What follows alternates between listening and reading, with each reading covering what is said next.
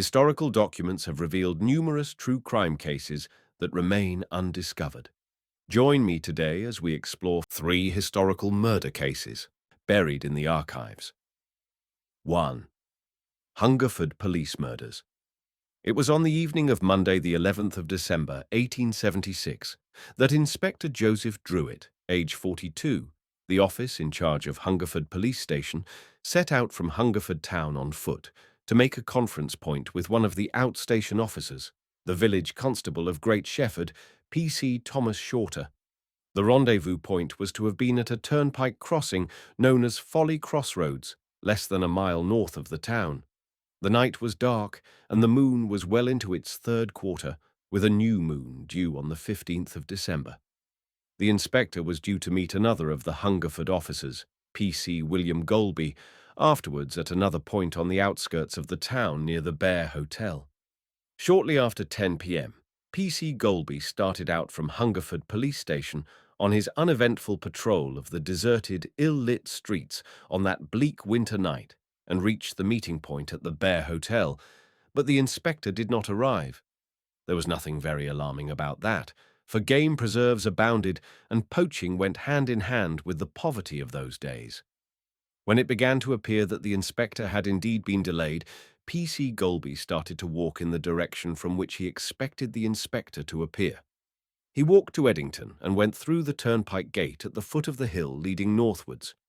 High wooded banks on either side, surmounted by massive overhanging oaks, added to the darkness, but although the constable wondered a little at the non-appearance of his chief, he little dreamt of the danger that lurked so close. At the top of the hill, the trees were less dense, and P.C. Golby was still some 20 paces away when he first saw a figure sprawled across the centre of the roadway. The prostrate form was not what he had at first thought, that of a drunken man, but that of his colleague, P.C. Shorter.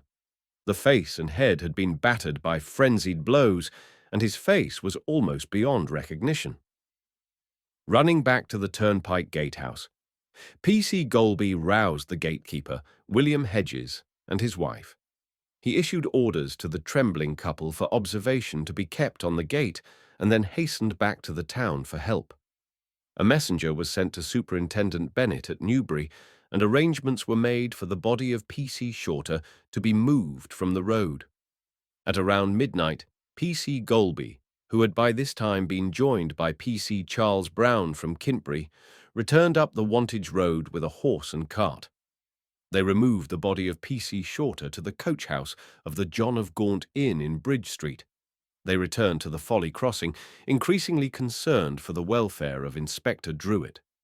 At the crossroads they parted, Golby taking the lane to the left, leading to Chiltern Foliot, known as Gypsy Lane or Beggar's Lane, and Brown the one to Denford, known as Denford Lane. Almost immediately, P.C. Golby heard a shout from P.C. Brown, who had found Inspector Druitt's body lying on the grass verge some 20 to 30 yards down the lane. His face had been severely battered, and he had been shot in the neck at very close range by a shotgun. Like his unfortunate subordinate, Inspector Druitt had never drawn his truncheon.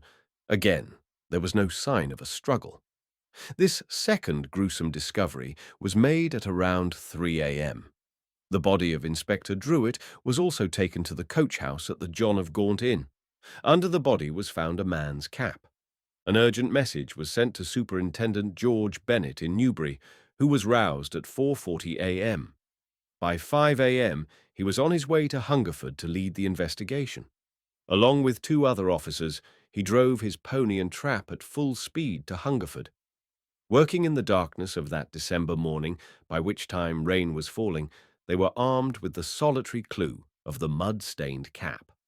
Their investigation began with a check with the Eddington toll gatekeeper, who revealed that 2 men had been seen, William Day, age 39, and his son-in-law, William Tidbury, age 24, both of whom lived in one row of cottages in Eddington. Soon after 7 a.m., the police arrived at William Day's cottage, where he was just finishing his breakfast. He was immediately charged and taken to the Hungerford police station. Shortly after, he was joined by his son-in-law, William Tidbury, and William's 2 brothers, Henry and Francis Tidbury. All four men were under lock and key by 9 a.m. Two chief constables, those of Berkshire and Wiltshire, assisted in the subsequent inquiries. The men arrested were all notorious poachers. The three Tidbury brothers were all in regular employment at the local Cottrell's Ironworks. Day was described as being employed in ferreting. The evidence upon which they were detained might not have been sufficient nowadays, but the police felt confident that the murderers were among the four men arrested.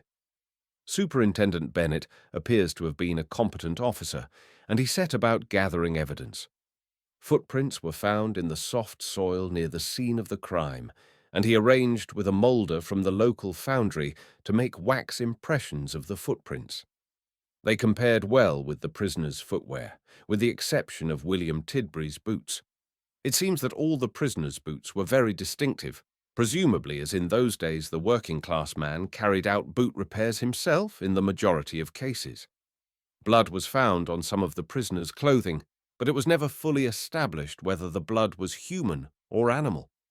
Gun stocks and barrels were found concealed in the open near where the prisoners lived, and one of the stocks was blood-stained. Shot taken from Inspector Druitt's wounds appeared to compare favourably with other shots found in Day's house. The cap found under Inspector Druitt's body was positively identified by a witness as belonging to Henry Tidbury. A ferret line that had been found close to P.C. Shorter's body was subsequently identified as belonging to Day. A broken hammer from a shotgun was also found near P.C. Shorter's body, and a tobacco box and trigger plate were found close to where Inspector Druitt had been killed. The trigger plate fitted one of the gun stocks that were recovered by the police from their place of concealment near the prisoners' homes. The coroner's inquest opened at 2 p.m. The following day, Tuesday the 12th of December, at the John O'Gaunt Inn, the jury was taken to view the bodies of the murdered officers who were lying side by side on straw in the coach house in the same condition they had been found the previous night. It appears that general evidence of identification was given, and the inquest was then adjourned to the 16th of December at the Corn Exchange, clearly a much larger venue. Hungerford's whole populace was in mourning, and very angry scenes were witnessed when the accused appeared locally. Although there was cell accommodation at Hungerford Police Station, it was decided that as the inspector's widow and family lived at the station house, it would cause them too much distress to have the prisoners sharing the same roof. 2 were sent to Reading and 2 to the cells at Newbury Police Station. The prisoners were brought back to Hungerford for the adjourned inquest on the 16th of December by train. On their arrival, they were met by a large, hostile crowd, so large it practically brought the town to a standstill. When the doors of the Corn Exchange were opened, there was an almighty rush for seats. Evidence was taken from Dr. Harry Major, who had examined the bodies. Both deaths were the result of gunshot wounds. Over 40 shots were removed from Inspector Druitt's wound, and others were found lodged in his coat. P.C. Isaacs of the Wiltshire Force gave evidence that he had been with Inspector Druitt from 9:30 to 10:10 p.m. on the night in question, and that they had parted at the Bear Hotel, the inspector saying that he was heading for Denford Cross Bar. This had previously been thought to be another name for the Eddington Turnpike Gate, but Kevin Presto kindly contacted the Virtual Museum in September 2024 to point out that the 1882 6-inch OS map clearly shows Denford Check TP at the Gypsy Lane crossing. P.C. Isaacs said he heard the sound of a shot some 20 minutes later, coming from the general direction of where the incident occurred. On the 5th of January, 1877, Henry admitted his guilt to P.C. Brown. William maintained his innocence in the murders, stating that he met Henry, who told him that he had killed 2 policemen. The trial began at Reading on the 19th of February, 1877. William Day and William Tidbury were both found not guilty. The jury considered that William Tidbury may be guilty of being an accessory after the fact, but he had not had that charge levied against him, and he was released.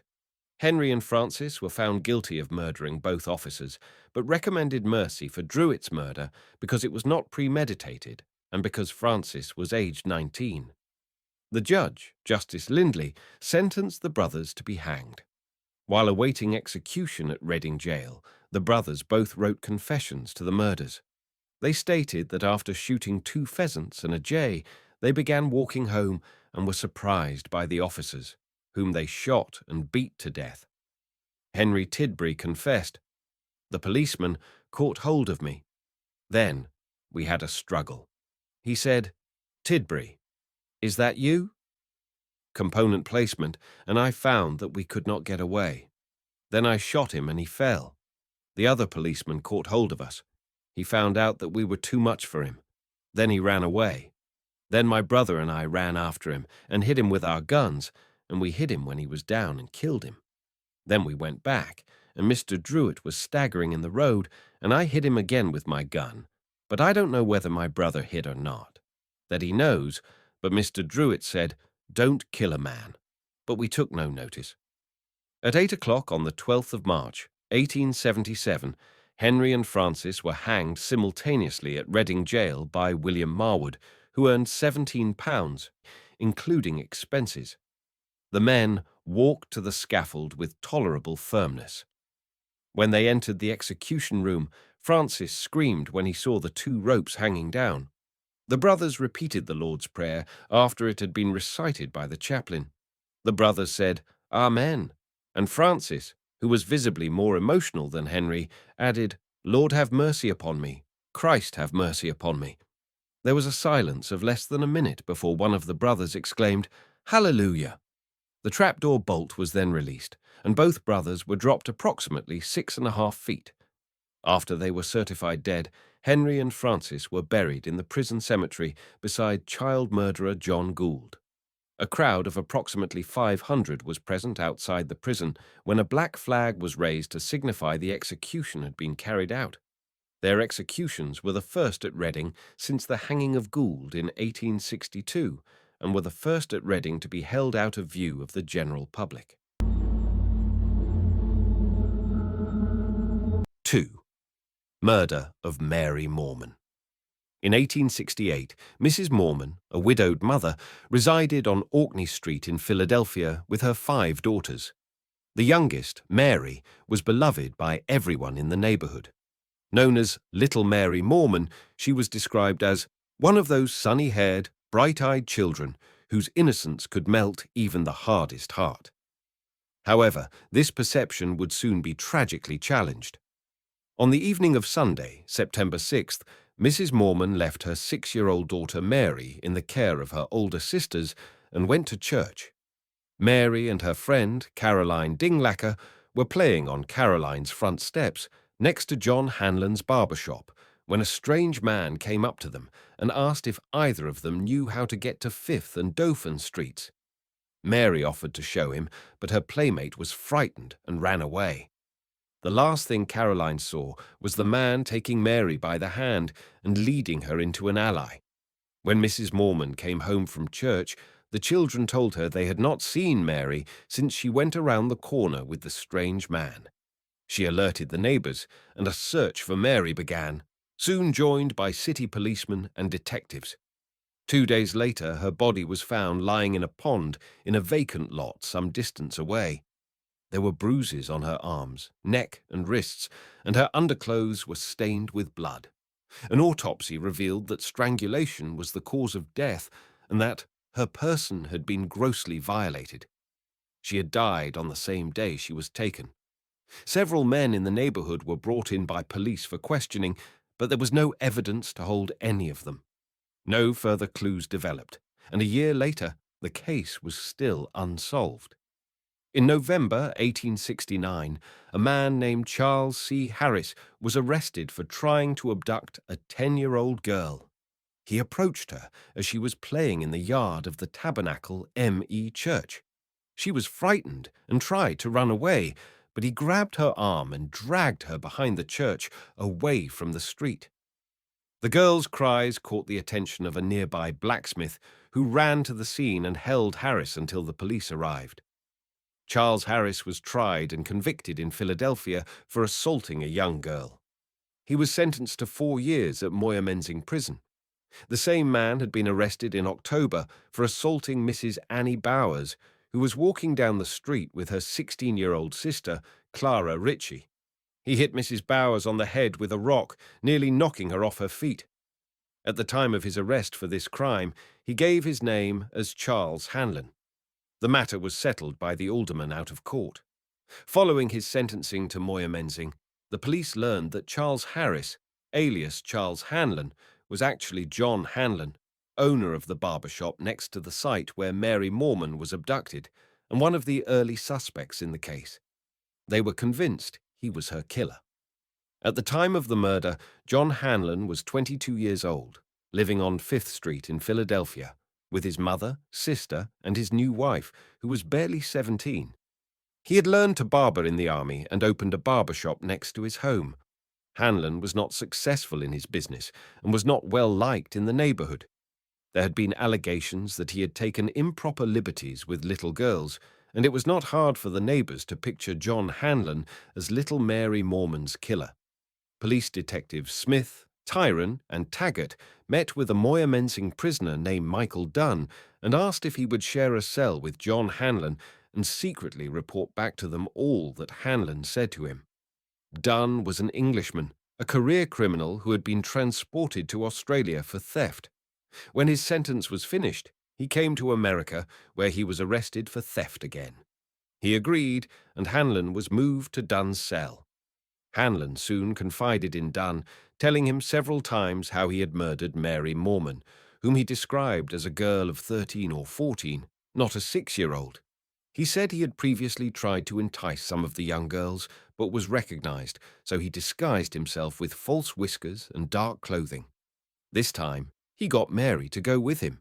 He took her to his outhouse and raped her there. In some tellings, the murder took place there as well.